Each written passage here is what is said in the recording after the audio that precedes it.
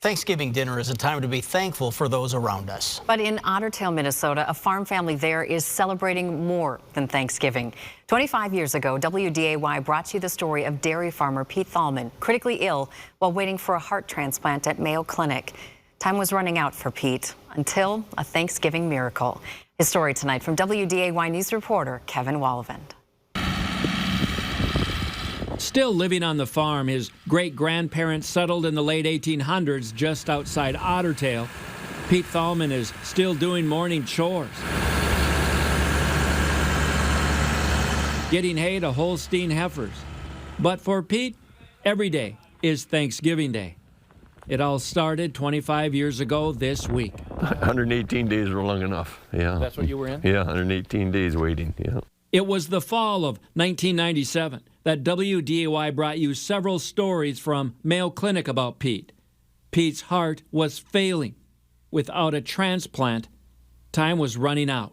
Then about the end of October there and into November, it was starting to get a little push come to shove. And, you know, I had a couple different chances for a heart, but they didn't turn out. While he waited in Rochester, Pete, a longtime dairy farmer, had to sell his herd at the time. At home, Pete's wife and 3 young kids. What a heart come in time. I mean, you don't know how much time a grown man can cry. But on that Thanksgiving week of 1997, everything was about to change for Pete. Just 15 miles away from his dairy farm in Ottertail, a family in Perham lost their son. A tragedy. His heart would save Pete. Aaron Drummond was home on break from UND when he died unexpectedly. His family had no idea his donated heart would go to Pete, who lived just miles from them. The transplant team at Mayo Clinic moved into action shortly after midnight. Early Christmas, I guess. You know, it's the most wonderful Thanksgiving present you can get. And my donor family, the Drummonds, I mean, we did lots of stories together and lots of things, and I haven't seen them for quite a few years, but never a day that I don't think of them. Yeah. It would be a year after Pete's transplant that he would meet the Drummond family. This is my mom, LaVey.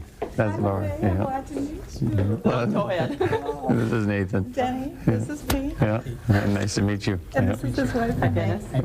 Now at 62, Pete's transplant from 25 years ago has allowed him to live a great life. He even beat kidney cancer 2 years ago.